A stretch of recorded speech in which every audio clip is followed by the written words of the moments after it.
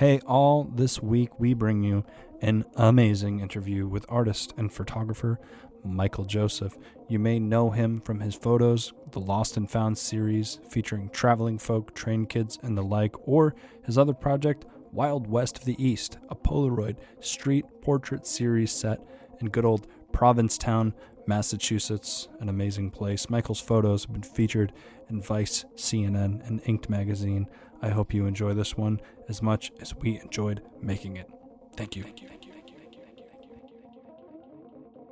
Welcome to the Boston Art Podcast, Boston's premier art podcast, where we talk art, culture, and philosophy. My name is Theodore Earthworms. And I am Brian Huntress. Welcome to the show. Yeah, we're in the Collingwood Courtyard, the Museum of Fine Arts.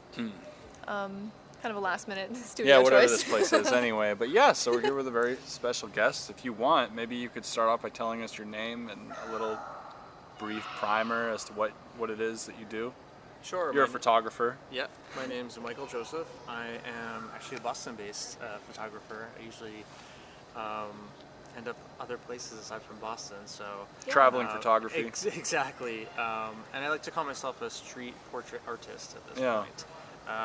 I started off doing a lot of street photography and then portraiture, and then combined the two, and started working on some very long-term projects. So... Focuses specifically on portraits. Mm-hmm. Like you're taking pictures of people. Correct. And throughout your travels. Sure. They're very beautiful and interesting photos, mostly black and white. Mm-hmm. Any color ever? So the newer project is color Polaroid. Okay. So it's with purpose. Okay. Yeah. Why Polaroid specifically? Is it the aesthetic or the materials that you love? So that is a very specific choice. It's Polaroid, but it's pack film. So pack film is not the typical square that you get shot out of the Polaroid camera that you're used to seeing. If you're a certain age, if you grew up in having a camera in the 60s and 70s, then you're used to what's called pack film. Pack film is you pull it out and you peel it open. You have a print, a negative, and the print it's more rectangular and it has a white border around it. So I always liked that format when I saw other people, other people's photographs using that versus the 80s Polaroid, which you're probably used to seeing as the square that shoots out. But the Polaroid is instant, and so I like collaborative portraiture as well. So while I'm shooting on the street, I can literally open it up, and the person who I'm photographing, we can look at it together, which is a departure from digital, where you're taking upwards of 200, 300 photographs in a very short period of time, and they really never see the finished product. So they actually get to see the process as you're going through it alongside them at the same time. So that's part of it, but that project is specifically set in Provincetown, and Provincetown is a weird place in some ways, and so I have a nice weird camera that I can use. That's an atypical Polaroid camera. So that's why I shot that, or decided to shoot with that, and also it's self-limiting, right? Yeah. So I can only shoot so many in a period of time, and also the film is expired at this point, so I have to get more precious with it. With the digital, it's rare. So is it that Polaroid doesn't produce the specific product? It's gone. They don't. Yeah. Wow. That's really cool. So I think 2019 was the last run. So I started the project in 2018 and then decided if this was going to be a thing. And from there on, just, I actually got a call from the store that I was buying it from, and they asked if I was working on something larger because they saw that I was buying more and more of it, and they suggested that I buy a lot more of it. Wow. Which was a nice tip-off from them. Yeah, right, that's very cool. Yeah, and so I did, and luckily, now I have it. Yeah. Moving forward. When did you get into photography? Like what brought you to that medium specifically? Did it start with Polaroids, or were you ever a digital photographer? Or So my original project, Lost and Found, which is the 10 years plus at this point, that's digital. Wow. And so I learned on digital. I didn't learn on film. And that was your first dive into the medium? So yeah, I mean, that project developed from what I had been working on, here and there, all over the place as things matured. It was always digital. I never really learned film aside from using toy cameras like a Holga and I took some darkroom courses, but Yeah. it does just get to the point where it's cheaper and easier to start to use digital, and then you get used to it. So that makes any sense. I'm curious too, what draws you to portrait photography specifically? Great question. I've always been interested in people. And photography is the type of thing where there's an element of time, right? So Yeah. people are going to age, they're going to change. You can capture, the quintessential moment, so to speak. Now, when you're posing someone in portraiture, it becomes maybe a little bit more challenging in the sense that you have to see through that outer face and somehow pull that inner person forward. And that's also a challenge. And so I'm always interested in what's beyond that front-facing person, what their story is. And just as a human being, that's what my interest is. And so street photography is what I really started out doing, and I love. Yeah. Street photo, you have to capture moments, and you're on the street, but it tends to be a little bit more playful in the sense that you're waiting for someone to trip or drop a cup or pick their nose when there's a nose on the billboard right next door, something where you're trying to juxtapose something so it has like a moment, but I feel like you can't, you're not capturing a culture, you're not investigating, so street portraiture is kind of that combination of being on the street but also looking at people. So that's why I really love portraiture in general. Right, like those candid ones where with juxtaposing, it's almost like trying to create it's more focused on the photographer's message or in some type of intended idea versus the portrait is like this intimate view of the subject. Or I guess maybe someone would put it differently, but I'm interested too. So the one that you said's been running for over 10 years, is that specifically a traveling series of photographs where you're going? So tell me about that. Are you going from like place to place and photographing traveling folks? So it started out that there's a long story behind that project, which I won't go fully into, Okay. but it started out by literally just working on a project where I was talking to different strangers that I would meet on the street and make a portrait of them, and then from there I met another person and then found out that this subculture exists, which some people knew it existed, I didn't. Yeah. And then found myself kind of not ingrained in the sense that I was part of it, but ingrained in the sense that they accepted me as someone who was able to follow them and document them in ways. And so anytime I would travel, if I was up in Portland, Maine, or down in New York City visiting family, or wherever I was, I would seek these people out or happen to just run into them, which is funny because once you see, where they are, who they are, you see them. Yeah. If you're not paying attention, they walk right by, and so that's the thing. Once you see it, you can't unsee it, right? So. And the subculture, it's people. Is it people hitchhiking or riding trains, or like mostly like people who are their sole journey in life is traveling around the country, transient? Would that be like a accurate characterization of the subculture? In some ways, yeah. I mean, it's they call themselves travelers. If you go back in history, which at some point I had to do and dig way back, backwards and see where did this really come from. Yeah. It really was 1930s, which is the Dust Bowl era, where it was the typical hobo, where parents would send their kids out to find work because it was the Depression and they needed to work and get money, and so they would go on the trains. That's the typical hobo, and from that culture came certain symbols and behaviors. And then from the 30s, it kind of melded into the 50s and 60s, which was the beatnik era, the Jack Kerouac out on the road, exploring, kind of living a free life, but being a writer and an artist. And then from there, it was the 70s hippie culture in San Francisco, Haight-Ashbury.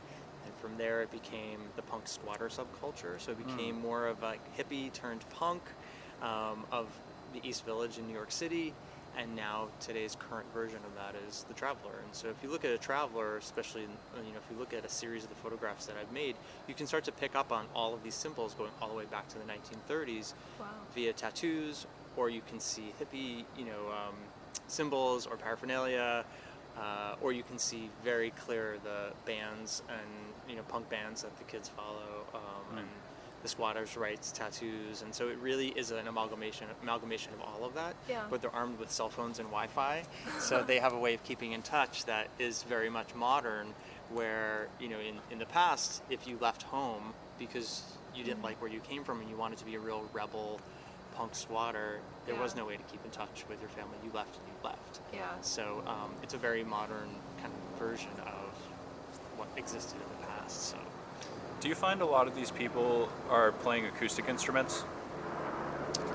Yes. So there's. And why do you think that is? Acoustic instruments? Yeah. I mean, they travel with them. Right. Anything from ukulele to banjo to, not so much. Yeah, guitar. Yeah, absolutely. Washboard. Anything really that they can use to either play their music. Some people are very serious about the music, and some people kind of join in as part of a band, or some lean more towards the country sound, the bluegrass sound, the older sound, and some people are more on like the punk kind of sound version of that. So music is a big part of it for them. It's the writing of the music, the art of the music, and for other people, they're writers and they write. Other people physically do art or draw. Some of them aren't artists at all. Yeah. They're just in it for the adventure aspect of it, and to find work and to escape a life that wasn't for them. Yeah. And in photographing them, do you find are you traveling as well? Are you do you ever go out with these people? So I do travel, but not the way that they travel. Gotcha. So there's inherent risk in that. It's illegal, and so I'm at the point where I can't really risk that. Right, the series will end. Yeah. Right, in if a you go way. to prison or something. Right. Yeah. So anywhere that they're traveling on freight train is considered private property or government property, federal property. Okay. So they the police, which they call the bulls, which is a term that still exists, but it was from the past as well. Yeah. They can do really whatever they want and get away with it because no one's ever going to find out. Yeah. That's why a lot of people have the tattoo ACAB, or all cops are bad, which now you see kind of move into not into the Black Lives Matter movement, but when you saw those protests, it was a lot of that ACAB came up, and a lot of the anti-police came up, and these kids are the same. They feel the same way, but they get mistreated by the police 100%. Yeah. I've seen that firsthand. Right. Where they're just sitting in a public park, and Yeah. especially in certain places like New Orleans, they can arrest you for literally anything. I've seen a ticket for imitating a cheeseburger. Oh wow. Literally, written out. Imitating a cheese. Imitating a cheeseburger. What on earth could that have meant? I have absolutely no idea. Wow. Or imitating a pigeon, or because they're sitting on a sidewalk. So Oh wow. So craziness, yeah. And for some of the listeners that wouldn't know, a lot of these folks are walking around with long hair and strange clothes and face tattoos. Where do you think, in talking about the lineage and history from the Dust Bowl hobo era through the beatniks all the way to now, where do you think that aesthetic of the kind of face tattoos and this and that, do you have any ideas as to where I guess that imagery came from? The face tattoos in particular, the way that I look at it is they're almost creating another layer. And so if you're willing to come and talk to them and reach your hand out and shake their hand and have a conversation, then you're looking beyond that layer. So that's how I see it. And a couple of them have explained it to me that way, where if you are seeing the person even behind that, right? So you have to look beyond the face tattoo, beyond the person, and then find out who that person is. Then they know that you're a good person, or at least a safe person. So I think that's part of what it is. It's also just part of what the culture has, is. Yeah. Like any other culture, they have markings, and it's almost tribal in a way, some of it. So Yeah. So this is, maybe it's a little obvious from what you're saying with the face tattoos and everything, but it is sort of a lifestyle commitment, that this isn't something that maybe some people do try it on for a little while, but when you're going that far and there's permanent alterations, this is a lifelong lifestyle for a lot of people. for a lot of people it is. I think it depends. There are some people within that community that look at others as if they're not real travelers because of, they may not go all in, but Yeah. other people, they are coming from abusive families, or they've really separated themselves from their families and they're out there on their own, and this is their new family or their found family, and they've decided that this is really it, Yeah. you know, and they know that they'll die on the street, unfortunately, which sounds terrible and tragic. Yeah. But I've had a lot of travelers tell me that, you know, this is it for Yeah. me. This is how my life is, which, you know, they live in a way that is, you know, people in kind of regular society would look at them in a negative way, but they're kind of living a free lifestyle. They can't Yeah. really sit indoors and work a day job where they're in a box and a computer and, you know, doing the 9 to 5, and they need to be out exploring and seeing and doing, and they call it itchy feet. They just have to get out. And every time they try and settle down, it somehow doesn't really work out, Yeah. because it's just really not how they're wired. Yeah. And some people are like that, and a lot of parents don't understand that initially. It's very confusing to them. Yeah. So. Something that I think is really remarkable too about the project is that, you know, to preamble the question a little bit, like, what these people are doing, you know, as mentioned, is a lot of the times illegal, you know, and a lot of the times they're victimized either probably by random strangers or by the police or something. Yet, a lot of these people have chosen to participate in a project, you know, like yours, where they're being photographed, which is one of the most, I don't want to say exposing, but like, you know, intimate things, like to show your face exactly as it is, as seen by a photographer, to be distributed. That's like a pretty, what am I trying to say? Like, that's a brave thing to do for a lot of people, to be like, you know what, take my picture. I trust you. This is, you know what I mean? But like, I guess like, I think it's really beautiful too that these people, despite the privacy that they're probably trying to, I don't know, like, I guess I'm just interested in like, I feel like there must be some kind of friendship and real connection, and like, do you find that a lot of these folks like are just like, yeah, fuck it, take my picture, or do you feel like you're building relationships and friendships with these people and that's why they're down for the photos? You know, I don't know if that's kind of an odd question, but Oh, no, not at all. No, I mean, over the course of 10 years, I've photographed some of the same people over those 10 years and run into them multiple times and stay in touch with them, see how they grow and change, and try and get off of the road, go back on the road, settle down, have kids. You know, it becomes part of it. So yeah, initially, you know, this was, aside from just doing street photos or taking a picture of a random person and enjoying the beauty of the photo, this was different because it was really examining culture. So when I first started, you know, you meet one person and then another person and then slowly get to know people over time. And then time is, again, a huge factor. So once I really formed relationships with some of these travelers, then they would introduce me to other travelers. And then, you know, I would spend time. You know, it's not just about having the camera out all the time. Most of the time my camera would be away. Yeah. And then when I would take the portrait, some of them is just cold walking up to someone and introducing myself. But after a number of years, they knew what the project was and wanted to be part of it, which is great.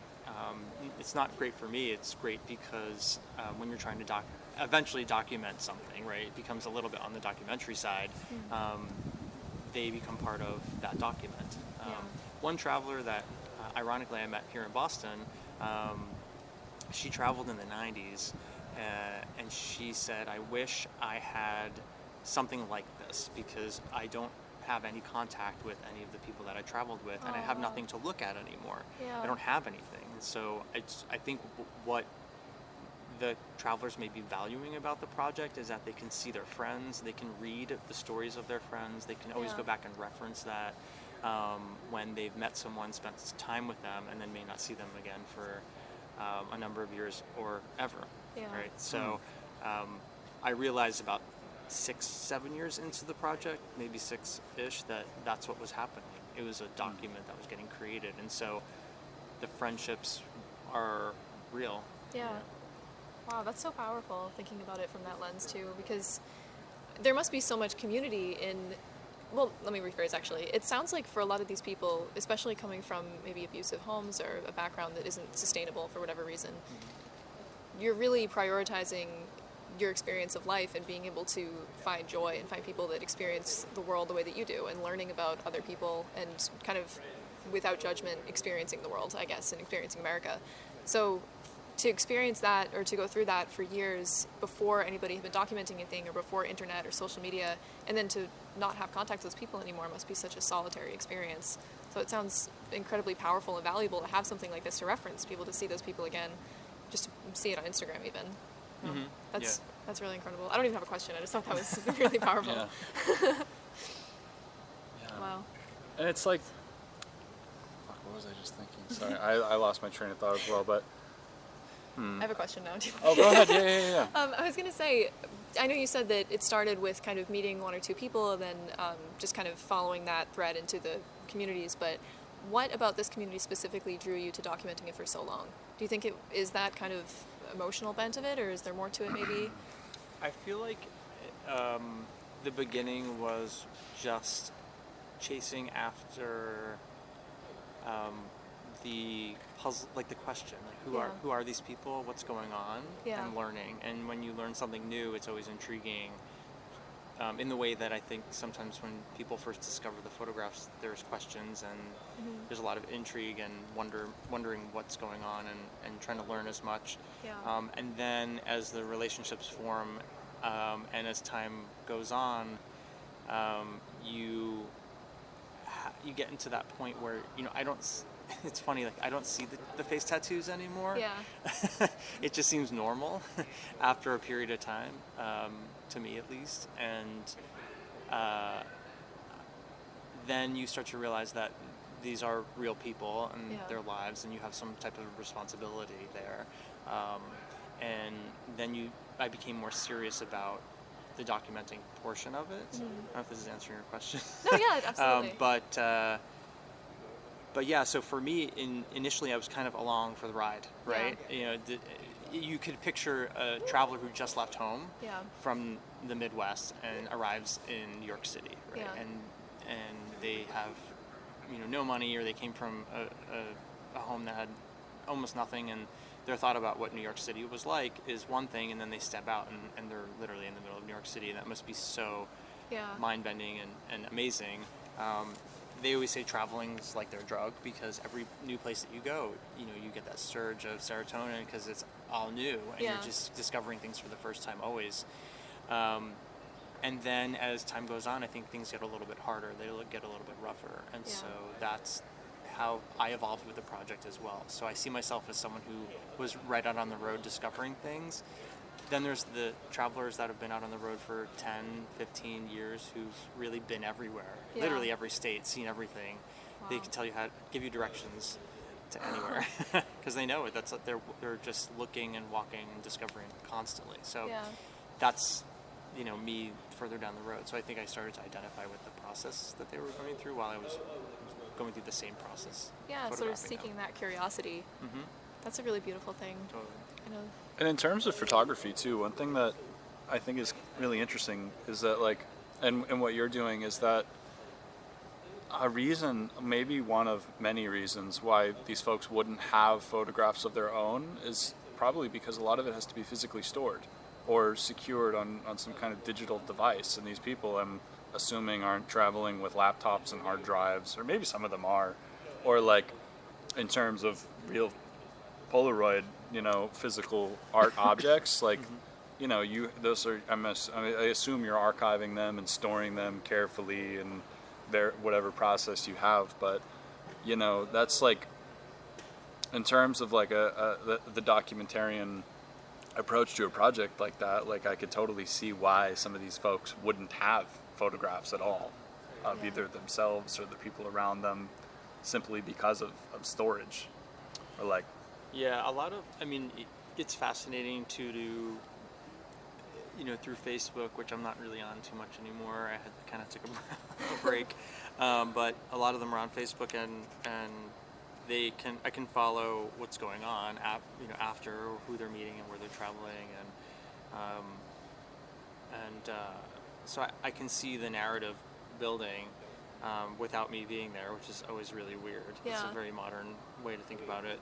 And they do have lots of photographs, and sometimes they're amazing photographs, but they're taking them with their iPhone or Yeah. whatever they happen to have. And some of them are serious photographers. There's one in particular that shot on 35 millimeter, whose work is amazing. It's more about it. There's portraiture in there. There's people in there. It's more about, there's landscape and kind of the experience of being there. Yeah. Mine's a little bit on the opposite side. But I keep in touch with him, and I feel like we can very much identify with what that is. He's out on the road. I'm not out on the road, Yeah. but I understand that culture completely. Mm. I mean, not out on the road in the sense of literally traveling on the train or hitchhiking or whatever happens to be, a bus, anything, any mode of transportation. So yeah. Did you have a background in the arts or in the gallery world before this project, or did you? Because I noticed through your Linktree and some of your portfolio that it seems like you've obviously found a good amount of success in publishing with these photos and stuff. Did you I'm curious about how maybe you found yourself from being the average photographer just throwing stuff up on Instagram to being somebody publishing in magazines, and I saw that I think it's some galleries owned your work or carry your work or something. How did you find that transition, and was that something that kind of happened by accident, or were you already interested in the gallery world and publishing?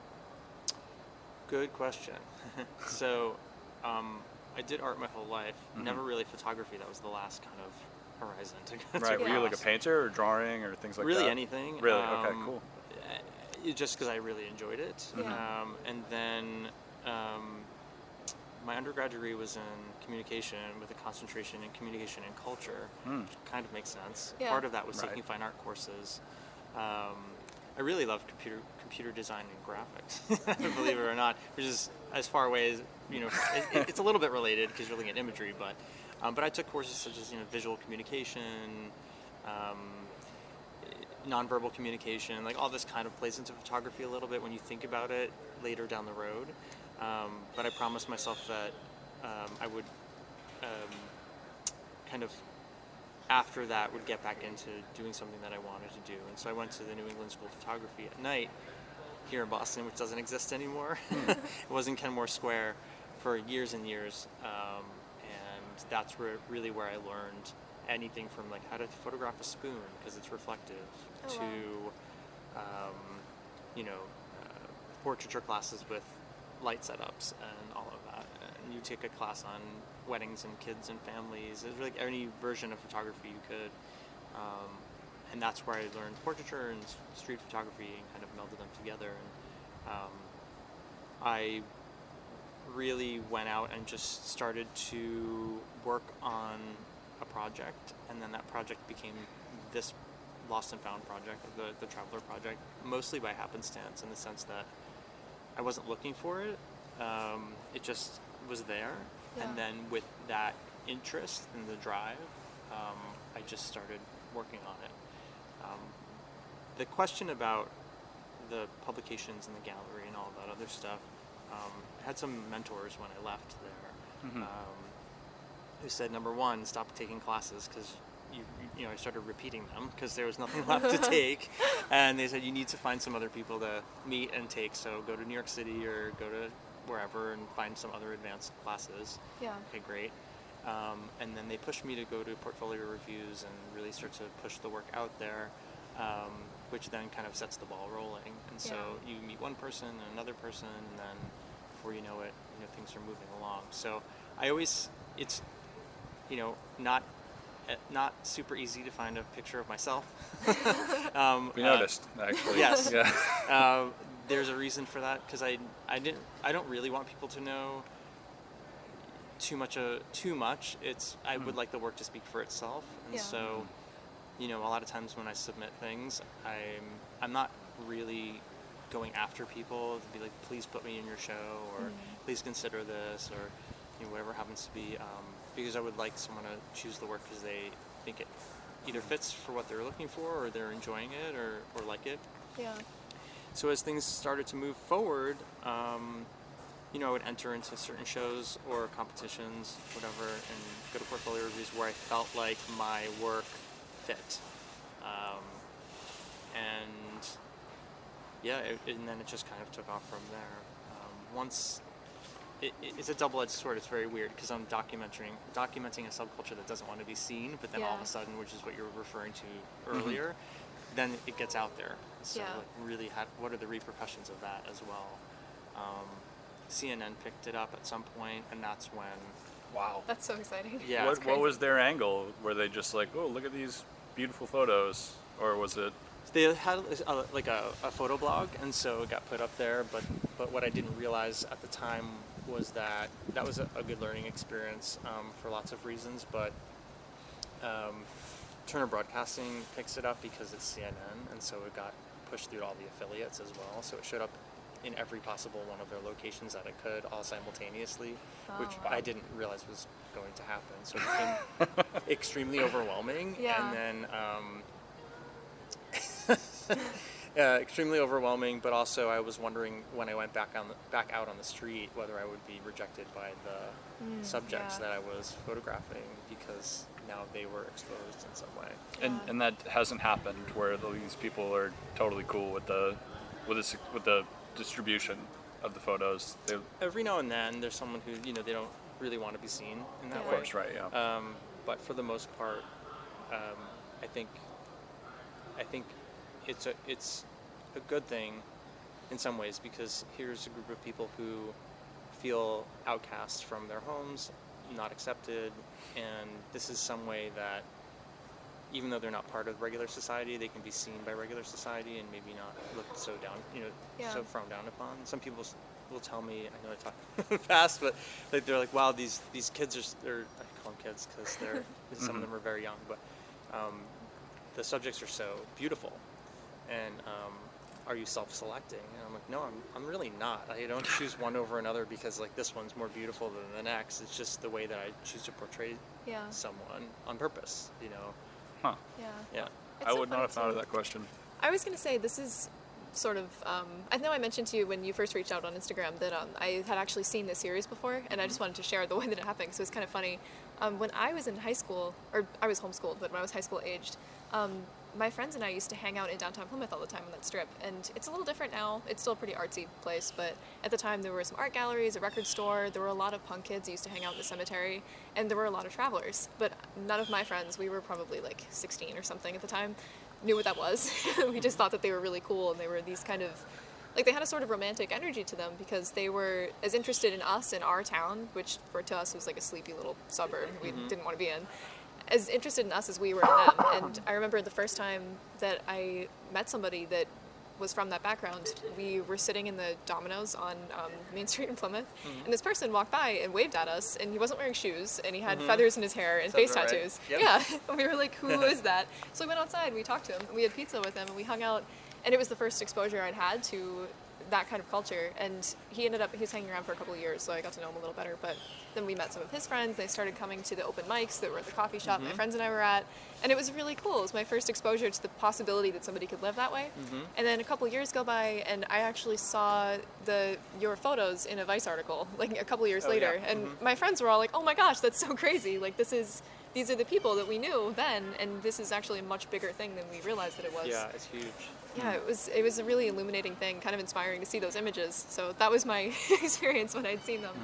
I thought it was so cool that you reached out to us because that was kind of it was a really exciting moment for me because that was when I was younger then, the first experience I'd had with seeing something so directly connected to kind of a formative moment in my artistic experience, encountering people that were from outside of the box, I guess. So I thought that was cool. I figured I'd share that. Yeah. And what the expectation is when you see someone that they're going to be crazy or lying to you or dangerous. Yeah. And most of them are really none of those. And that's really one of the most interesting parts about it. Yeah. Is actually they're really just living their lives in a different way, like you're saying. And, that's part of there is some romanticism to that. Yeah. However, that's one of the things that I was trying to be very careful with. Yeah. Is not to make it very romantic, but also Yeah. not to make it sad at the same time. It has to lie somewhere in between, and so Yeah. that's the line, the line that I try and toe Mm-hmm. all the way through.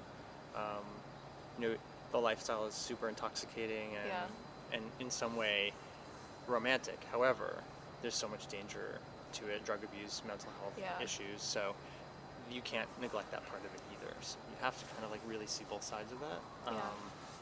And so I don't shy away from, portraying people as bruised or dirty or, Yeah. you even have one where there's like a rig, which is, part of a syringe Yeah. on an ear, and people really just ripped on that photo for a bunch of reasons. Oh. But, there's a lot of truth to that at the same Yeah. time. It's more about what the traveler said about it than it was the actual, rig that he had in his ear, or tucked behind his ear like a cigarette. Oh, wow. Yeah. So Yeah. and it's a network that's all over the United States and constantly moving. Yeah. That's why I call it Lost and Found, partly because there's a network of people that are just losing and finding themselves all over the country. Yeah. Um, It's really interesting too, because when you're talking about the roots of the subculture coming from like Dust Bowl America, like I feel like a lot of people when they hear the term traveler think of like European backpacker or something, and this Uh-huh. is a very distinctly American version of that. Correct. Which is Yeah. a really neat thing, and from a like American history perspective, I guess, or contemporary American history, like the present. Yeah, the reason that I asked earlier about acoustic instruments is because my exposure to this kind of subculture over the years has been folk punk music, which Yeah. I've been like involved with over the years through my own projects or through, over the years, past friends and I have like had DIY spaces and stuff where we would host traveling bands, not specifically just traveling people, but bands like, that are of that variety where they're singing about trains and traveling and, the trials and tribulations of the road and things like that. And they look the way that your photographs look, you know what I mean? These people coming through. And I think it's interesting to bring up romanticism and tragedy versus, this nuanced, dignified version, that I feel like you're getting to with your photos, where you're showing these people just, as regular human beings, well, regular, or, they're living this like very interesting life or out of the ordinary life. And I think it's interesting too, because like, I don't know, like one band in particular, I have no idea if you're familiar with them, or like Days and Days. Yep. You know Days and Days? Have you met those guys? I have not. Or do you met listen them, to them? but I listen to them, and yes, I know them. So do you listen to folk punk? Or is that Well, I like have to. I mean, Okay.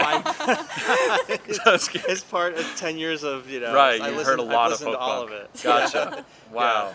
Yeah, of course, Days and Days. Yeah. That's awesome. yeah. They're on, all the Travelers patches and Yeah. Yeah. it's part of course. Yeah. I interviewed in 2017 Whitney from that band Great. about this kind of stuff. Yeah. I've wanted to revisit their story over the years, but I haven't yet. But I don't know, because I was thinking about this the whole time, because I was like, this is really interesting to talk about like travelers and like this and that from like through fine art. But this whole time I've been like wondering if like it completely makes sense that you would be in that world as well, or be so. It's kind of stupid to think that you wouldn't be actually. No, I mean I haven't met them, but Or even aside from that band, just the whole music aspect of it. yeah, I've listened to if there's a T-shirt that Traveler's wearing with a band on it, about it. I've listened to the band, and Yeah. yeah. Well, that's really All cool of too, because something I'm Gigi noticing. Allen, like they really go everywhere. Yeah. It's it spans all over the place, and so I try and listen to all of it. Yeah. These are the people that they look up to. Yeah. Mm-hmm. So Well, something that's really cool about what you're saying that I'm noticing throughout is it's not just the documenting, and although that obviously is a very serious part of the project, but it's not just the documenting, it's not just the photography, but there's a lot of emphasis on research too for you, like Yes. the history of it and what's going on right now, and what, like, really getting into the headspace of the subculture. I think that's a really cool thing. Yeah. It speaks a lot to probably the relationship building that's going on. it's true, and that happens more so I think in the middle phase of the project, where you're in the beginning. It's for your first like, well, what is this? What's going on here? Yeah. Starting to meet people, and then you start to realize like, there are all these types of music, and maybe I should listen to it. Yeah. See if I like it, or what I enjoy, or why do they identify with this music so much? What's it about? What's the storyline in the music about? and a lot of the kids, they form their own bands, and they try Yeah. and find gigs along the way. I would used to go to South by, not, haven't been in a while now because of the pandemic, but South by Southwest all the time. And that's one of the places that I would photograph tons of travelers, because they would go there for the music portion of it and play outside and on 6th Street, and I was there enjoying myself as well, but it just happened to be that, you know, it was a good time or a good space for travelers to be in at that particular time. Yeah. So it makes sense, because it was all about music and discovering different types of music, and South by Southwest is every type of music known to man in one place. So Wow. yeah, the music is all part of it. This is probably a super tired question at this point, but did you see, or like, did you find that the pandemic altered the community, this network of travelers and stuff, and like, did it seem like undisrupted, like were they just still going, or did you feel like? So I'm still trying to figure that out. Mm-hmm. Yeah. Last October was the first time I really went back to make portraits, and things seemed a little bit different. I can't put my finger on it yet. Now that I'm working on 2 different things at the same time, I'll go back to working on it this Halloween. Travel down to New Orleans to meet up and see what's going on. So, and then try and figure it out, where I'm going with the project now. But I feel like a lot of people tried to settle down. You know, they really depend on the generosity of other people, or playing their music to Yeah. other people, and no one existed Yeah. at that time. Oh wow. The best story about the pandemic that I can tell you is that I got a message from 2 travelers that were traveling through, and I said, okay, meet me in Harvard Square, and there was no one there at all, and they pulled up in their van and got out, and we just hung out on the street with masks, you know, at that point, because it was still so early on. Yeah. It was Yeah. kind of funny, because it was, you know, outside, and it was on the cold, getting cold. I made some portraits there that they were okay, you know, it was like a little bit weird. You know, Yeah. every time something happens that's a little off, things don't feel right, because you're just Yeah. not in the right headspace. But yeah, I mean, I still connected and still stayed in touch. But a lot of them, I feel like they kind of settled down for a little bit, tried to find places to just Bunker down. chill out, Yeah. not be on the road, because it was just a weird time for everyone. So Yeah. everyone was a little bit less adventurous maybe now, maybe cleaner. I don't know. I feel like that may change. I think maybe a new generation is Yeah. going to come forward, and I'm curious to see what that is. Yeah. So I'm not really sure, you know. That must have been a very scary time for, if you're a person that is transient, or you don't have a place to like lock down in like April and March of the pandemic. The That shelter in must have been- place. Yeah, like what would you do if you were train hopping at the time? Yeah. On the flip side, they also kind of found it to be very funny in a way, almost, because everyone was so, you know, paranoid, and I don't know what the word, you know, you saw, you know, they live in a freeway, right? Yeah. Like freely. So they're moving and traveling and seeing, and for them to camp, you Yeah. know, anywhere seems normal. But you have society that comes to a halt. Well, they didn't care about society Yeah. anyway. That's so, true. you know what I mean? Yeah. So, in some ways I could see it. I could almost see the reverse, like people who were forced to sit down and think about life a little bit, Yeah. and what they wanted out of life, and how they were working so hard and wanted to work less, or wanted to change the way that they worked or lived, Yeah. or travel more, or, you know, everyone kind of maybe had to self-reflect so much more, because there was so much time there. Yeah. Almost came to the conclusion that some part of the way that travelers live is maybe a little bit more of a human way to live. I don't know, Yeah. it sounds so very weird. That's actually super interesting. That's You true. know, like, well, Yeah. I spent most of my life working for this, you know, company in a box, and Yeah. you know, I want to do other things, and Yeah. so it really was this dramatic shift. Yeah. So You know, I feel like in a lot of documentary and kind of stuff, or even with photojournalists, in a lot of ways, like, I feel like there's a kind of, it's been around for so long, but I feel like something becoming kind of popular right now is this idea of I think people call it like radical listening, and it's like an interviewing style where interviewing somebody or engaging with them through media, like, what am I trying to say? Like the idea of interviewing somebody who may be in a completely different universe, or someone that you don't agree with, or even if they're doing something dangerous, you don't, like, there's this kind of element a lot of people are using right now where they're not inserting themselves in it or arguing or trying to say, hey, like, actually that's wrong or something. They're just Bearing witness, sort of. they're just witnessing it and documenting it honestly and with integrity, you know, to the subject. And I guess I'm wondering, like, you know, you mentioned that you got some criticism with this photograph of a guy, and that featured, like, he had a rig behind his ear. You know, I'm kind of wondering, like, do you feel like you have a kind of philosophy where you're just like, I'm not trying to edit these people or insert myself in it. I just want to depict them in an honest and dignified way. Like, was that a journey in arriving at that, or did you? It's a big gangly question, probably. No, with a million different I have parts. some answers to that. I got criticized a lot in the beginning for, you know, there's a big like trend on environmental portraiture. That's just the person. I've never heard of that. It's the person and where they are in Yeah. space, right? Huh. It's like the figure in ground. So you have the portrait of the person, but then you can see their environment that they're relating to. It's a very typical example that would be like the teenager in her bedroom, right? Yeah. So you Yeah. can see what's on the bedroom walls, and is it like literally is everything pink, you know, Yeah. scenario, Right. or is this a punk teenager, or like how do you relate the person to their surroundings? Yeah. You know, like the biggest Justin Bieber fan in the world, and that's kind of scenario. So I kind of eliminated that because for me it was important, number one, that you see the person, but number two, their environment really could be anywhere at any point at any time, and so I didn't want to tie this one person down to one particular place, because that didn't really make sense.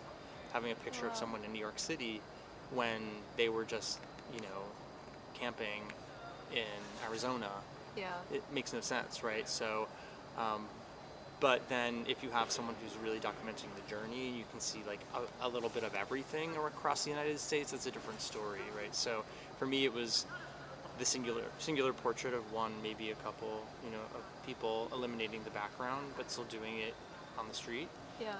And also, someone once said, you know, the way that you're photographing them is similar to how it's very formal, right? So when you photograph someone in a very formal way, you're forced to examine that person a little bit in a more important way, like you're bringing importance to them.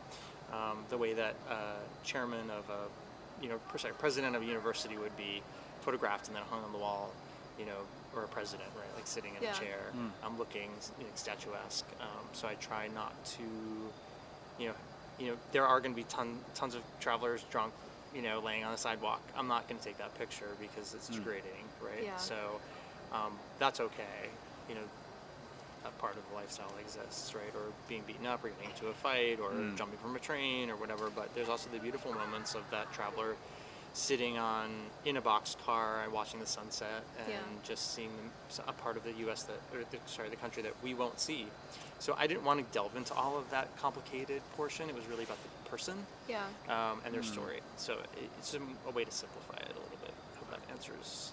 Yeah, I really love that, and I feel like it connects it to art history in a lot of ways, because that is like a huge part of like the lineage and history of portraiture is just this person, their psychology, who they are on a blank background. Yeah. You know, like, and that's like a beautiful way to depict people, I think.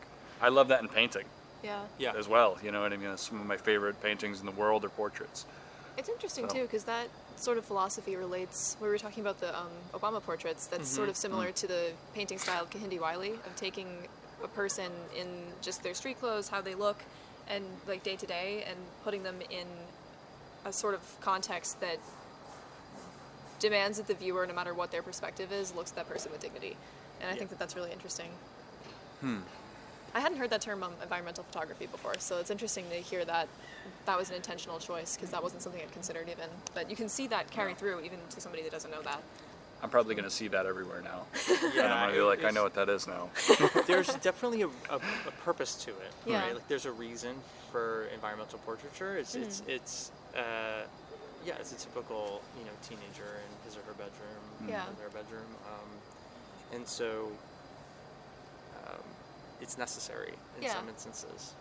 But it was definitely a choice in the beginning, one that I was criticized for a lot. Yeah. To change gears a little bit, I'd love to talk about your work at Provincetown as well. Yes. How does that cross over from the traveling folks into these portraits of P-Town? Good question. So, a lot of ways now that I kind of look at it a little more deeply, but as I was getting further along in the traveling project, a lot of the kids or travelers started to pass away. So it became a little bit more real at that point. I was in touch with the parents.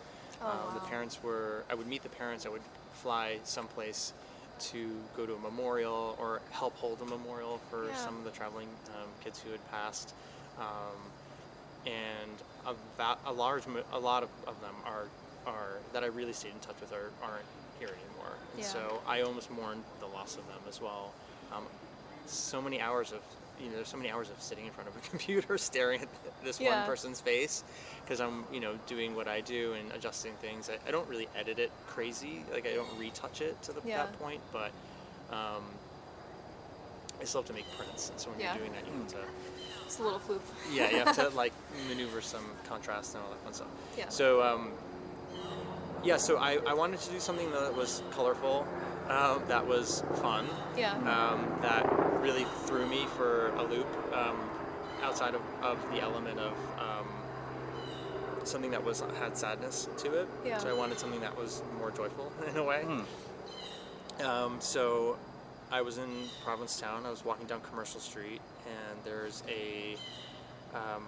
I thought maybe I wanted to experiment with Polaroid. I wasn't sure, so I bought all these different types of Polaroid cameras, like an SX70, which is like the classic one where it folds as an accordion and it shoots out. Yeah. And some other ones, and so I was walking. There's a little book in the window of the bookstore, and it just said, it was black. It just said Norman Mailer. That's who wrote it, and it said Wild West of the East. It said Norman Mailer's Provincetown, Wild West of the East, and it was very thin. So I went in and I said, tell me about that book. And she said, oh, there's only a couple left. You might want to buy one if you're interested. And it was not expensive. And I just purchased the book, and I went to a coffee shop and I read the whole thing. I was like, this is it. I think I'm going to try and focus on what the principles are of this book. And what it was what Norman Mailer felt about Provincetown, what type of town it was. He had kind of 5 tenets to that, which I won't go through all of them, but one of them is, mutability, which was really interesting to me, is the ability for someone to come to that town and change who they are, or have the freedom to be able to change who they are and mutate from one person into another. And that plays a lot into my exploration of subculture, of identity, because the kids in the Lost and Found, there's that search for self, a lot of it. They're young and they don't really know who they are at this point, and they're coming from a background where they really can't figure that out. So it's also the found family perspective of that as well. So I was like, okay, this is a really interesting jumping off point. Norman Mailer lived in Provincetown, but he also lived in New York City, and he started the Village Voice, and so he was in the East Village, and that's where a lot of the punk squatters came from. So I started to see a lot of these same things tying. Yeah. So in the beginning, I would just experiment with the Polaroid film, see how is this going to look? What is this going to be like? And a friend of mine was up there with me, and he said, I think you might like this camera. It's called the Big Shot. The Big Shot is this really funky looking camera that takes very specific, almost mugshot like Polaroid pictures. And it's that peel apart film that I was talking about. That was particularly loud. What the fuck is that? I think the cafeteria is closed if we want to move into there. Well, we're probably not going to go for too much longer. That'll stop in a second. Sorry to interrupt you. The plane there, or helicopter, or whatever the fuck. Must be a med flight or something. Anyway. So, right. So he introduced me to the camera. I got the camera. Yeah. And again, it's weird. It's funky. It's from 1971 to 74-ish. That's when it was produced. And then I had the film, and I just kind of fell in love with it. So one of the interesting things about that camera and that film is it was used to make ID pictures for people. Oh, So wow. some of the old actual packages of film says ID film on it, Yeah. which relates to someone's identity, right, who they physically are. Wow. Also, they use it literally in police stations to make mugshots of people. Oh, wow. And so it's like, well, how do I make art out of a mugshot, an identity card film, Yeah. and pictures? That kind of relates. But Provincetown for me, when I was younger, I would go with friends in the summer, and it was a little bit of kind of like figuring out not who I was, but like, you know, finding another family, essentially, right? I know that term's overused so much, but it really is true. Yeah.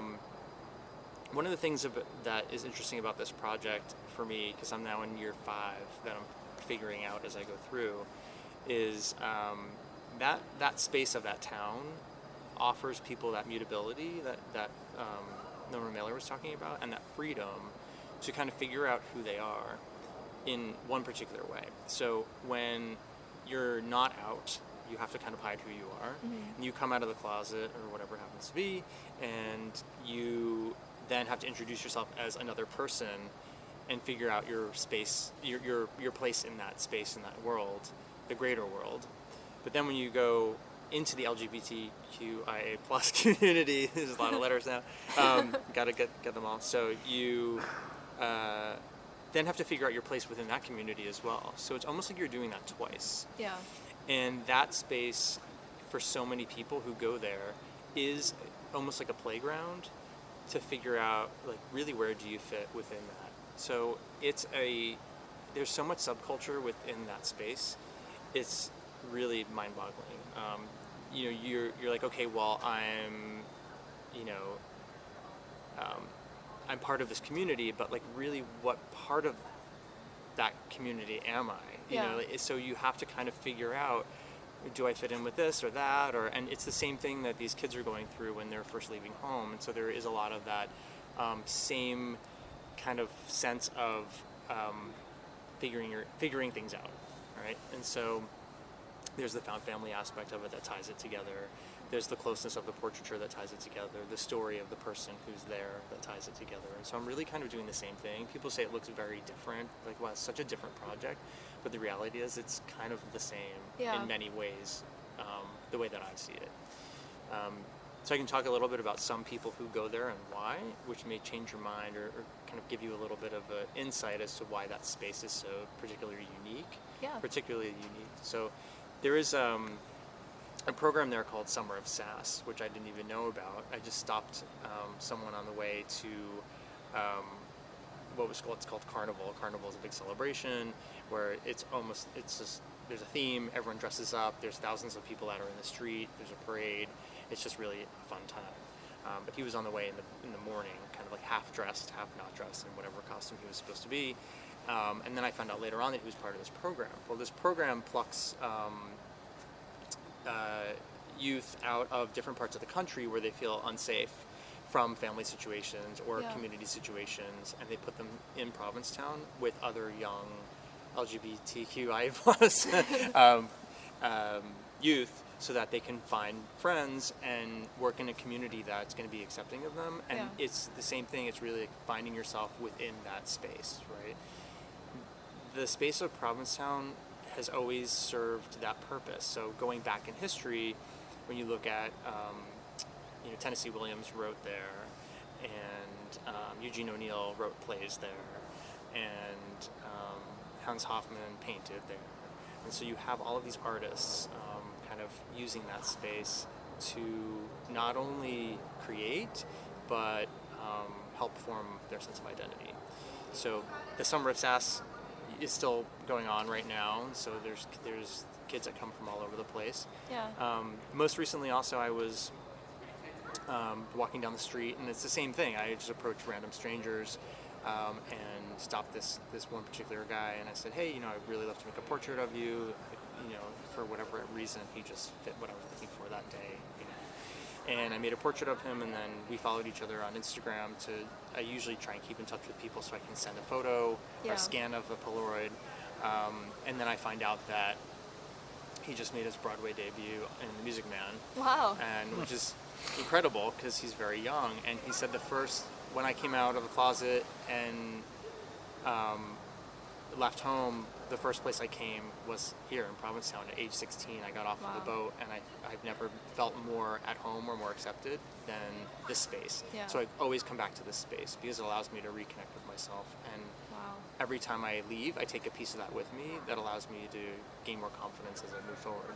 So it's those stories that you hear that make that town so unique and so special. The town gets a lot of criticism as well. One of the tenets that Norman Mailer also talked about was a lot of tension in the town, and the tension between the wealthy people who own homes and the people who are cooking in the back to serve those people, or the people who are young and can't afford those homes and the people who can afford those homes, or the fact that there's a diversity issue Yeah. there. And so there's still a lot to discover and look at there. There are some people who work there and live there, call themselves the townies, so to speak, and they will perform in a show, and then they will take your ticket at another show. They will serve you drinks at a bar. They're literally doing every possible thing they can do to keep that town running. Yeah. So it's colorful. To shoot that in black and white I don't know how that would really work. It Yeah. doesn't really make sense when you see the difference between what it looks like in color and it doesn't. So that's it also allows me to go back and reference a lot of like what you would call queer photography now, which there wasn't a lot of it. Yeah. When you go back, you can kind of see where it was. And pull from different parts of that. So each photo that I make has some type of historical reference going backwards in time to try and move that forward. Oh, wow. The camera that I'm using was Andy Warhol's camera of choice. So he used that to make Polaroids of famous people, and then he would take those Polaroids and base the silk screens off of them. So there's always they're like reference photos almost. And he had a series called Ladies and Gentlemen. And the Ladies and Gentlemen series was very explicit, a lot of nudity, almost pornography. Yeah. And also he tried to document some of the trans community as well, and got really raked over the coals for that because he really there's a lot of criticism Yeah. surrounding that. So now I'm authentically being able to document some of the trans community in a way that is using that Polaroid but moving it forward, and Yeah. so it's a really great way for me to be able to kind of really pull references from everywhere at the same time. So Yeah. I'm kind of like still in the midst of this project, but what I'm hoping to create when you look at the entirety of it, because now I'm up to well over 100-ish images, Wow. is how diverse and how different every single person is that considers himself part of a community, but really there's so much diversity within what's considered to be quote-unquote diversity. Yeah. Right? So when you look at these photographs, every one of them should look different to you for a reason. It's not that I'm curating that specifically, but there's just so much there. And so,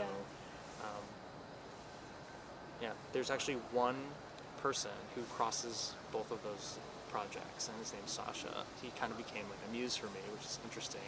He's a traveler, but he's from Provincetown. So Oh, wow. Oh, wow. what happens is I see him out on the road, and then in the summer he goes back to play on the street music, his accordion, to make money, and then as soon as the season's over and it starts to get a little chilly, he's out and he starts traveling around the rest of the U.S. And Yeah. of course I know him and he knows me, and I see him around the U.S. and then I see him in Provincetown. Yeah. So I've included him in both projects Oh, wow. because That's it's awesome. not just about the LGBT community; it's about the town itself. Yeah. So it's not really just going to be that, but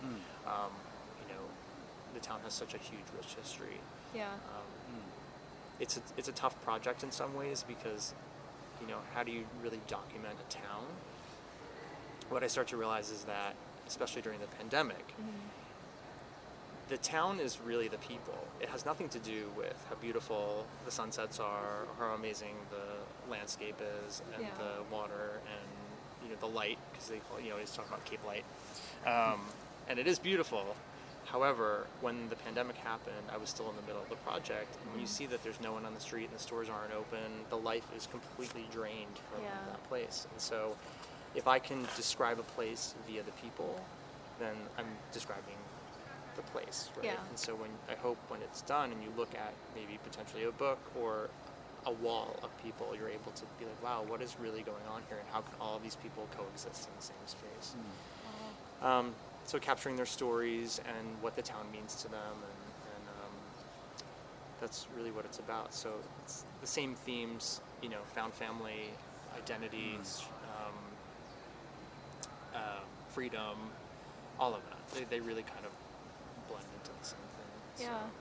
Something that I think is really remarkable too about your journey, as you've told us, is the idea that the Lost and Found project extended over 10 plus years, and this current one you said has gone on for over 5 now. I just finished season 5 because I figured I can't photograph once the temperature drops because the Polaroid chemicals won't develop. Oh, so gotcha. Yeah, so it's really a summer project for P-Town as well. That's actually really funny. It's funny, yeah. I tried, and then when I ripped it open, there was nothing, almost nothing there. Oh. And they do make these old-fashioned, they call them like hot plates, and it's like a metal plate that you stick in your back pocket, so your butt's supposed to warm it Right. up. And then you like put it onto the film, hoping that the heat is gonna be enough. But Yeah. the reality is, it's not.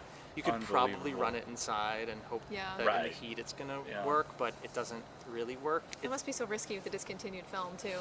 They come out green, so it really is that. And people are it's the height of the summer, and everyone's they're glowing, they're having a great time, they look good, they're open, it's, and it's the same thing with the travelers. They're such open people. They're willing really to tell you really intimate details of their lives. They have nothing to hide, right? They feel like they've lost everything, and so they really have nothing to lose by telling you everything about them. Whereas you find, someone who feels like they can't tell you so many things because it's going to give you too much information about their life, and you're going to tell this person and that person within your community.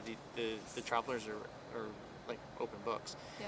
In Provincetown, it's very much the same thing, because people lose the inhibition and it's full-on self-expression. So if someone feels like they've always wanted to walk down the street wearing 10-inch pink heels, then they do. Yeah. And no one's going to see it except people that are there.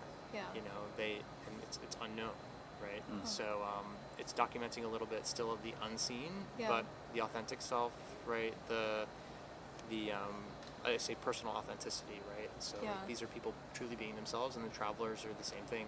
They're trying to find themselves and really be themselves. They don't fit in with wherever they're coming from. They listen to that music because they really enjoy it and they want to do it and make it. I don't think they're really trying to fit in with that crowd. I think they left where they're coming from to find what they want. Yeah. So I think that's really how those projects really fit in with one another too. They're vastly different, but very much exactly the same. Yeah. Right. Oh, that's interesting.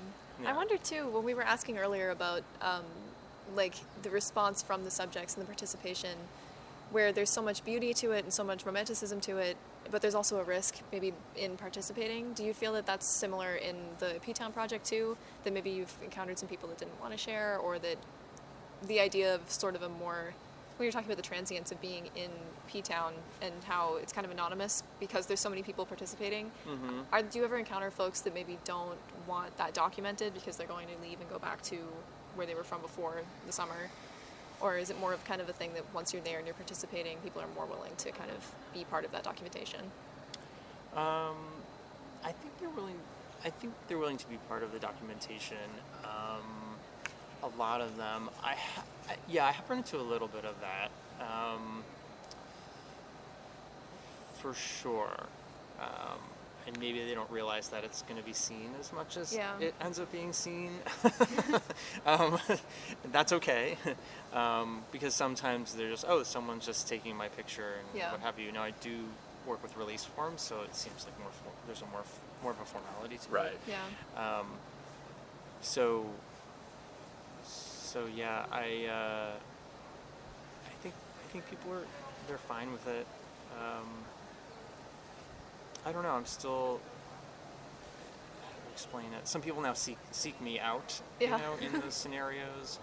I've done sittings now, which I've never done in the past, which is weird. That came out of the pandemic because I couldn't just Oh, yeah. find people. There was no one to find. Yeah. So it was people that Right. were referring me to other people who were really part of that town and, Yeah. and the lifeblood of that town that I could contact. And so it wasn't as spontaneous as I would like it to be. But when I go Yeah. back to the spontaneous portion of it, people realize there's iPhones everywhere, and Yeah, any that's picture of true. them could be taken at any point. So That's a I good don't think point. they really Yeah.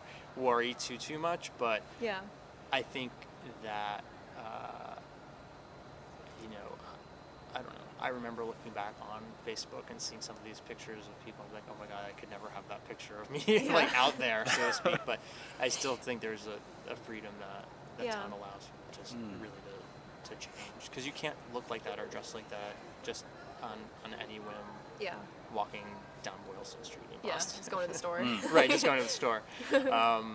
So it's like a Never Land in a Yeah. way, almost. So. That's such a beautiful thing. Yeah, and like something that I touched on a little bit earlier that I think is like, I feel like it's really profound. Like I feel like a lot of artists of any kind typically, maybe I'm projecting myself onto this, but I feel like a lot of people work on projects like 6 months to a year or two, and then they're like, okay, next thing. But I think it's like a rare accomplishment to have a streak and like to be working on something for a literal decade or a half a decade. Do you find that? Do you feel like, I don't know, like I wonder if other artists could learn something from that, from the idea of being like, you know what, like I'm gonna commit myself. Like you probably didn't at the beginning of Lost and Found say, all right, 10 years, let's go. No. You just said let's let it rip and it goes wherever it goes. Yeah, I found there's kind of two comments to that. One is, I have to remind myself of the other one, but so one is the concept of time, social media. Like we're on Instagram, we're on all of these TikTok. I'm not TikTok, but something else to come along and all that. And everyone feels this need to produce so much and put it out there so fast because everything's seen for 24 hours and then it's gone. Yeah. Right? It's not Yeah. fully gone, but the attention span is 24 hours. The algorithm seems to be about 24 hours, and then True. your photo will never be seen. Yeah. Or if it's not seen within the first 5 minutes, it will never be seen now. That Yeah. seems to be Yeah, about what that's it also is. true.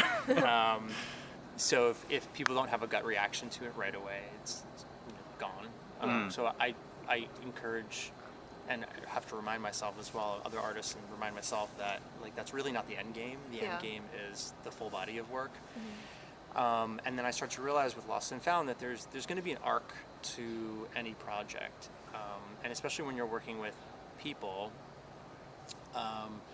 In the beginning phases, like I was talking about, I'm going to experiment with this and I'm going to experiment with that, and how is this going to look? You're just trying to figure out like how is my project going to look, and then once you figure out what the look of that is, someone will hopefully look at one of my Polaroids and be like, oh, that's from that Wild West of the East project. Yeah. Because they recognize the format of it, they recognize the look of it, and the upfront nature of it, the color, like all of that,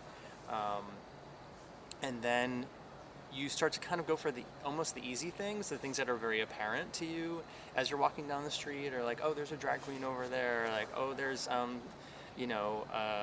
big burly bear, or someone Yeah. wearing leather, like these are very obvious things as you're walking down the street. But then as you start to get to know people the same way with the travelers, you figure out that there's more going on than really meets the eye. Like when I meet the Summer of Sass kid, like I didn't know that program existed, and the purpose of that program is so profound and so unique to that space. And so Yeah. that's really what the project is more about. It's not about just someone who looks good on the street. It's Yeah. more about the content, that I'm finding within that town that's going to help define that town for the future. And a really cool example, I'll give you two, is, of this past year.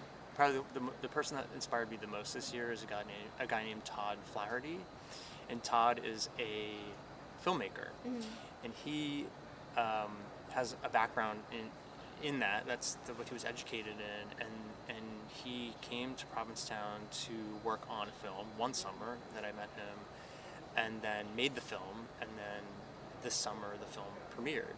So you see the arc of his life moving forward. In addition to that, he started experimenting with drag, and he's fantastic at it, which is really funny because you don't see, when you see the two pictures of him side by side of him out of drag and in drag, it's very drastic. Yeah. You wouldn't really notice one from another. But aside from that, he works as, what you would call like a houseboy. Like, so he's making beds in an inn, and he's attending the front desk, and he's one of those people in the town that is running the town. He's the lifeblood of the town, but at the same time, he's a creative, and he's trying to make his creative dreams like really come true. Yeah. So he makes this independent film. The independent film starts out at the Provincetown Film Festival, and then from there it goes to a film festival in LA, and now it's been in film festivals throughout the world. Wow. So the film is just, it's named Chrissy Judy. It's all in black and white. It's beautifully shot. It's a great subject matter, and everything that, I don't know if this is everything he would hoped it would be, but knowing that he went to that town to become one of those creatives in the spirit of Eugene O'Neill and Tennessee Williams and all these people who were unknown at the time, he's really doing the same thing. Yeah. And that's what people go there for. And so it's super inspiring to see someone work there and making beds, checking in guests, doing things that most people, they're really working themselves to the bone and doing everything they can to pay the rent and make the living, eat all of those things, and then still be creative at the time and be successful with it. So he was really inspiring. And then another person, there's a face painter in town who just sits there, and when families are going by, or kids, teenagers, he'll sit there and paint your face. So one day I saw there's this really young kid, and he was getting his face painted, and his brother or sister, I can't remember, was getting their face painted. Yeah. And he wanted to be painted like Wonder Woman. So he comes out and he has like an earring in, and he's very, very young, and they painted him like Wonder Woman. He also happened to be autistic, I think. I don't know the full story yet. I have to kind of dig backwards a little bit, but I approached the parent and said, is it okay if I make a photograph of your child? And she said, oh, absolutely, I'm okay with that. So that became one of the more important and more inspiring stories of this past summer, because it's not subculture, but it speaks to identity, and it speaks to the purity of what this child really wants, and the parents aren't going to deny him of what he wants to be. Yeah. And then as you get older, like the concept of playtime and drawing, right? All these fun things that we do when we're young, we're told that that's not okay when we're older. Yeah. And it's that same concept. And here was what that town is allowing the parents to do and the child to do, is to have that space and that freedom to just, for one day, if anything, walk around painted as Wonder Woman. Yeah. When he goes back to school, probably not. Yeah. Juxtapose that with a drag queen who's putting full-on makeup.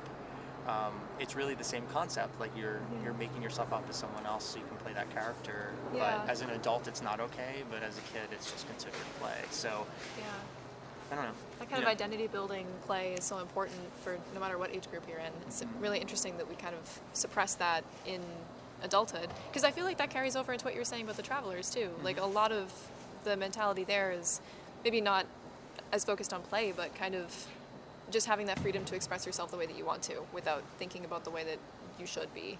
Quotation marks, air quotes. Or be in a town where you're going to be moving on, right? You're like, okay, I've experienced what New York City's like, and I don't like it. I'm moving on. And I'm finding out what the right place is for me, who the right people are for me. Yeah.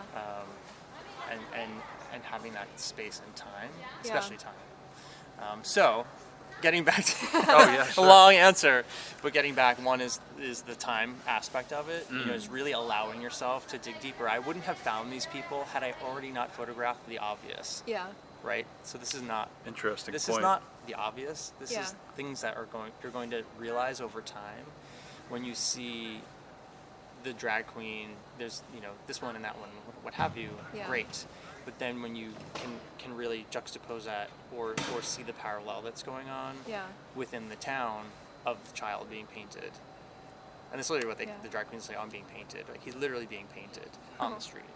Or the artist who one summer is really busting his ass to just make it by so he can make his movie and get some money to make his movie, and then have that movie made and have it be a reality and a successful one as well. Wow. So the time is so important to see how things are going to shift. Yeah. That quote you just said too about the idea of photographing the obvious so you could get to the really good stuff. That like is really profound to me too, because I feel like we've had a similar experience with this show where in the beginning we really wanted to cover like really unique and interesting things, but the only thing we could do was like cover our friends or something, or yeah. the people that were just right there that were like, fuck it, all right, like I'll do it.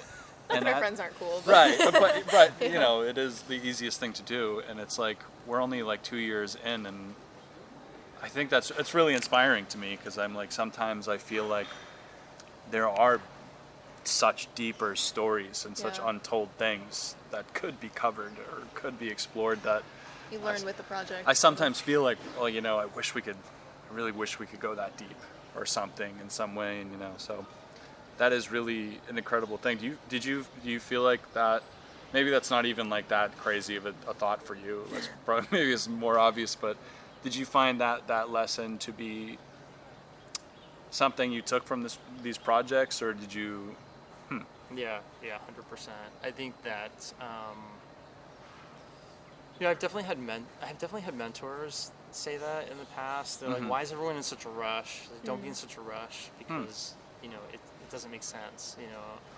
Yet I've had another professor at one point say, "I've made a portfolio in a day." I'm like, okay, well, great Wow. for you, because you're working with the landscape, but I can't make a Right. portfolio about a Yeah. town in a day. I know. Talk to That's- everybody. That's never going to happen. And I think things unfold themselves, right? Like well, and also when you're dealing with people, same way with the travelers and with Provincetown, one person's going to point you in the direction of another person who may fit your project, or you may have not even thought about that aspect of it. Or, oh, you should talk to so-and-so because their mother is 98 years old and has lived here her entire life. Yeah. And so you may not want to photograph that person, but you'll gain a lot of insight and information to create a really well-rounded, project. But I still love walking around randomly and photographing strangers, because it's the best way to meet people. There has to be something that you see in them right away, and you say, like, there's something about this person, and I want to know why. Either they look that way, or there's something about their emotion that's coming through really quickly, and I think I can capture it. Yeah. And why are you here?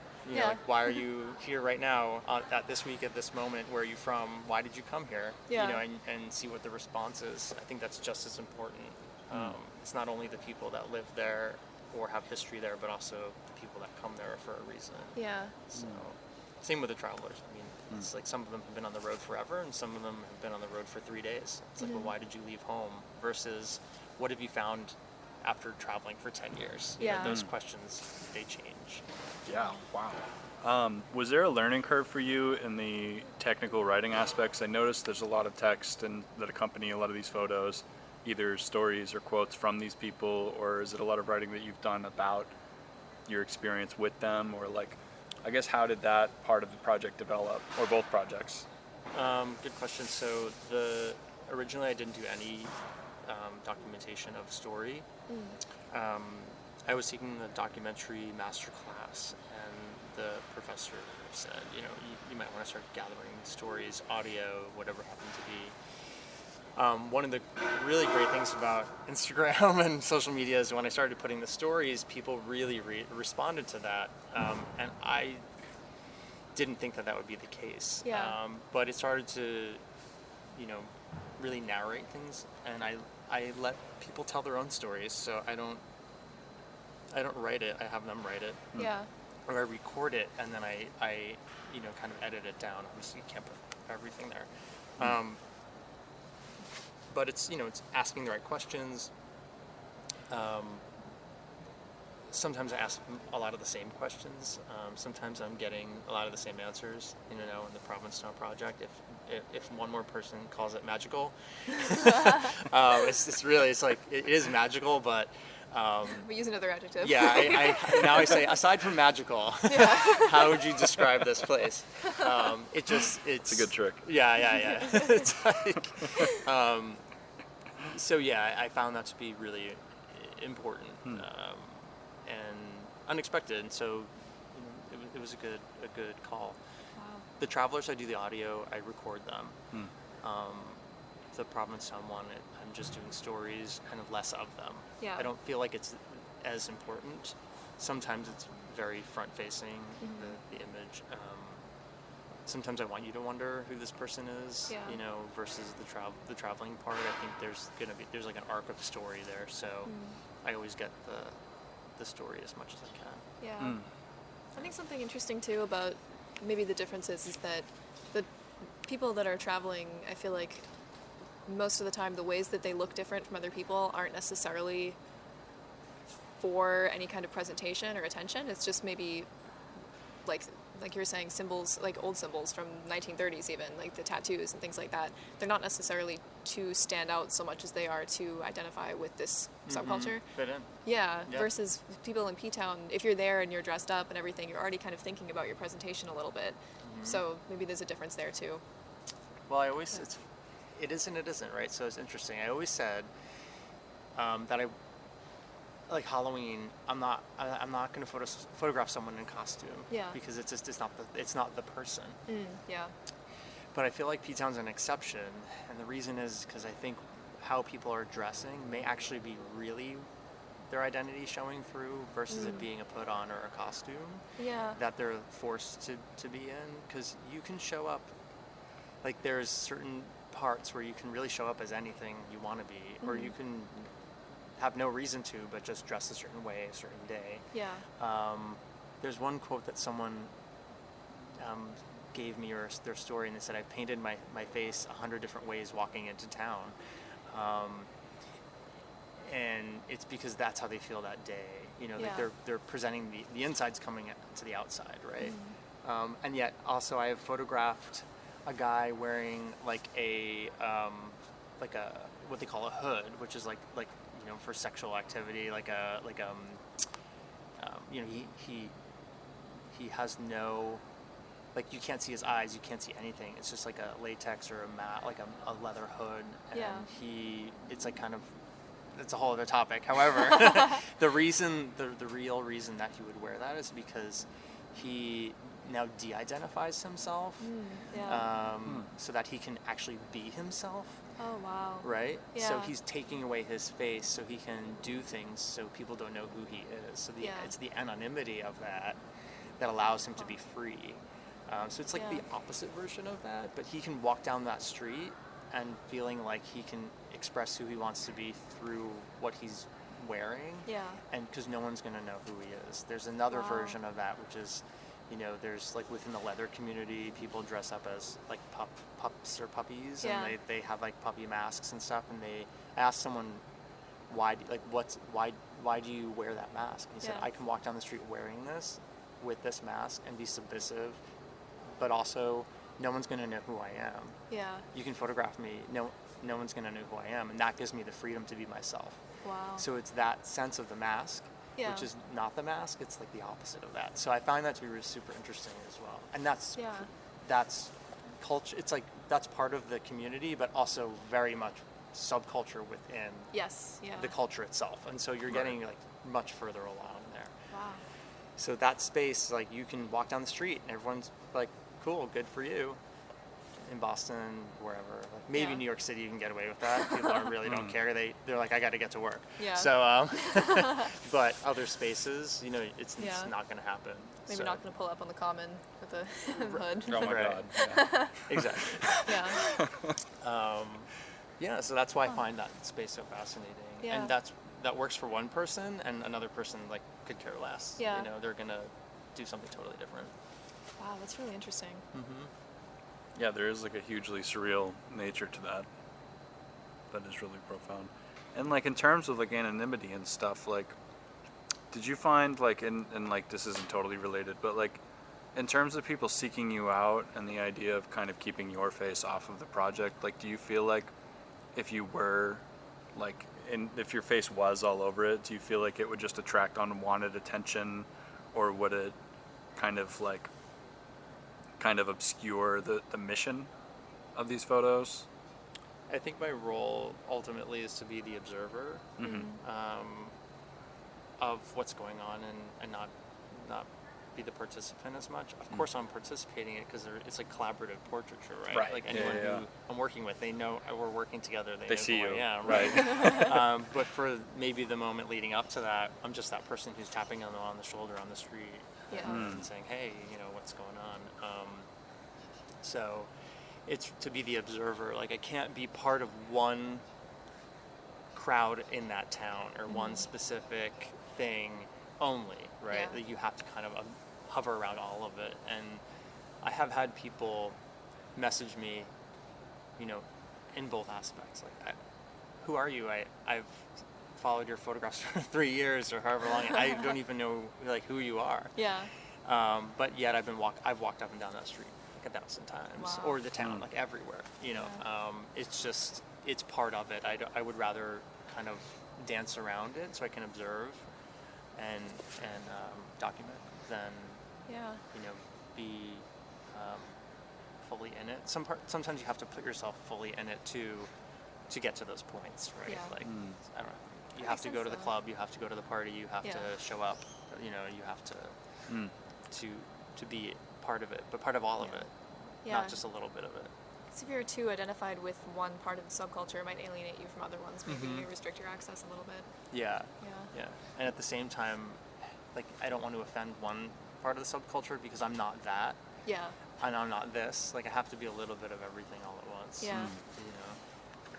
Yeah, I think too, like, I can't, like it's such a unique game too, like game's obviously not the right word, but like, you know, the idea of street photography, I don't know if you'd use that specifically, if you said that earlier, but like, this idea of just literally asking somebody, like, hey, like, I'm doing this, like, project, would you like to be a part of it, or however you would say it, like, I'm curious about, like, the origins of that, like, because I feel like would require a lot of, like, confidence and, like, fear of rejection, maybe, or being like, holy shit, like, what if I look like a total psychopath or something? Like, I would feel like I'd be so afraid to just go up to these people. Like, was that, like, because, I mean, if you're, you know, been doing this for so long, you probably are just, like, probably doesn't feel like anything to you, but, like, was that something that you had to kind of learn about, or learn a kind of different kind of extroverted, I don't know, energy? Yeah, I'm naturally introverted in many ways, and so it's a departure for me for sure. I think in the beginning it's a lot harder, and then when you get used to it, it's not as hard. But there are definitely certain people that I'm still, you know, I feel it come on. I call it the wall, the wall of fear. You know, where there's this invisible like force field between you and the other person, and you just have to like cross that line and go for it. Sometimes it's easier than others, but just like in street photo happens so quick. Street portraiture is a little bit slower because you have to negotiate and work with someone. But if you see something, you just have to move or it's going to be gone. And also, if you're walking down the street and someone sees you look at them more than twice, your chance is gone. Yeah. They already know that something's weird or wrong. You just have to see it, and when you know that you see it, go for it. Wow. Because there's something, you know, when you're observing a person in their true moment or whatever it happens to be, like so your brain clicks that someone was being themselves, like fully themselves in some moment, and you want to capture that person. Yeah. Whether you can get them to like not recreate that, or just like kind of bring that forward again now that they know someone's photographing them, is a different story. But for the most part, you know, sometimes things happen spontaneously too, where things just come through. You know, I've had people just, like travelers who burst into tears in the middle of Oh, wow. a photo. They're telling a story, or something like that. That's powerful. I do Yeah. want to, too. I hate to draw this to a close, but we're going That's to okay. get kicked out in about 5 minutes. Oh, okay. Well, I think If this has this- been an absolutely amazing conversation. Yeah. Is there anything else you wanted to put on the end of the episode, or anything you have coming up that you wanted to talk about? So I do have some photographs from the Lost and Found series up right now through November it's called FP3, the Fort Point 3 Gallery in Fort Point. Is that through Channel. Fort Point Art Community? No, it's not actually. Okay. It's through the Photographic Resource Center, which is Oh, the wow. PRC, which used to be affiliated with BU. Now it's affiliated with Lesley University. They're a great organization for photographers in Boston and in New England as well. They hold New England portfolio reviews and lots of workshops. So they have 4 speakers a year. I was their fall speaker, and this is the show that accompanies that. So if you go on my Instagram, there should be some type of ad for it there. It's just FP3 Gallery. It's a small space in the back of a residential building, but it's its own unique space. That's cool. And I think there's 12 portraits up there. 2 of them are huge, much bigger than they normally would be. Wow. So that's because I don't have to fly them anywhere or drive them anywhere. I can Yeah. just Yeah. bring them. So that'd be great to see if people are interested in seeing what these Yeah. prints look like. We'll probably go see it because we pass through Fort Point kind of fairly often, so maybe we'll pop through. Yeah. Sounds really cool. But yeah, thank you so much. This has been absolutely educational, Yeah. for me at least. It's been very cool to talk to you about your work. So Yeah, thank you so much for coming on.